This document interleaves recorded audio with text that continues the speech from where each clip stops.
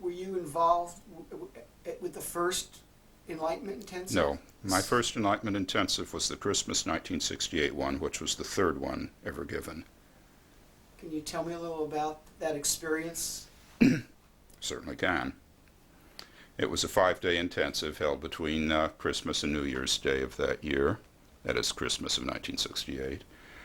It's held in Lucerne Valley, mastered by Charles Berner, of course. And it was not only a glorious, soul-shaking event, but it was, to me, and I think to a great many other people who attended, the real beginning of the Institute of Ability, the point at which there was a great, though subtle, flowering in the souls of many people who attended that became a glue that held us together for the years that the Institute lasted and gave us the energy and dedication to do all the crazy things we did.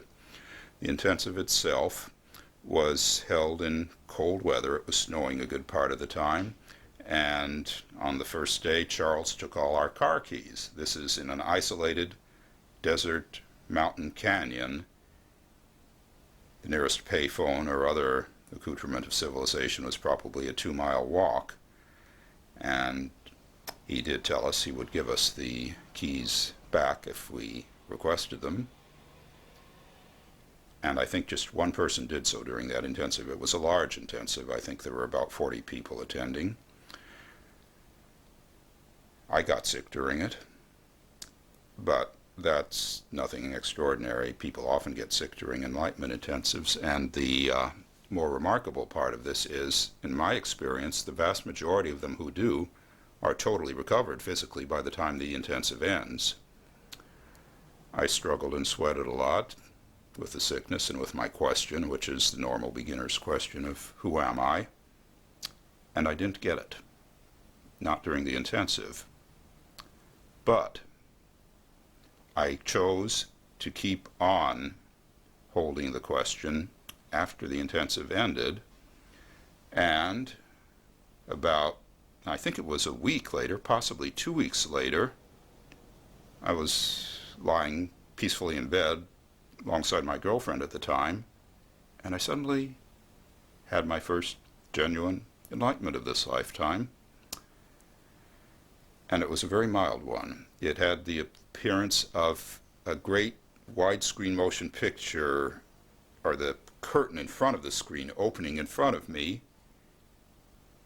and what came on the screen was a great relaxation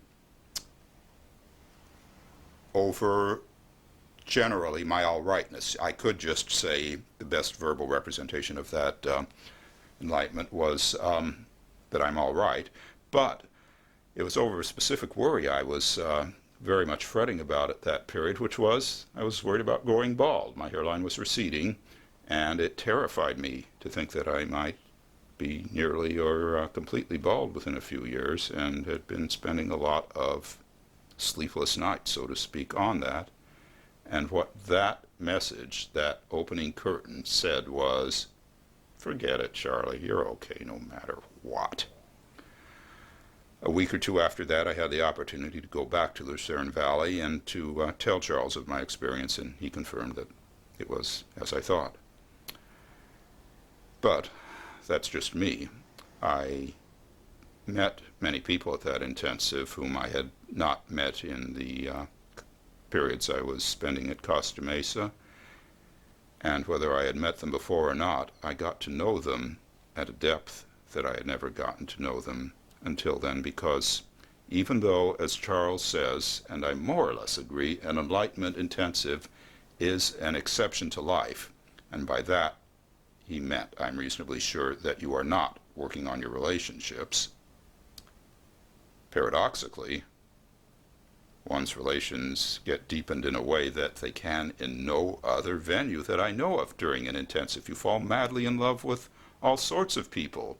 And one of the neatest things about an intensive, which is certainly going to be an instruction I give in any future intensive I may master, is that one should work on work as a partner of the person who repels you the most in the intensive. Pick out the people you can't stand and work with them.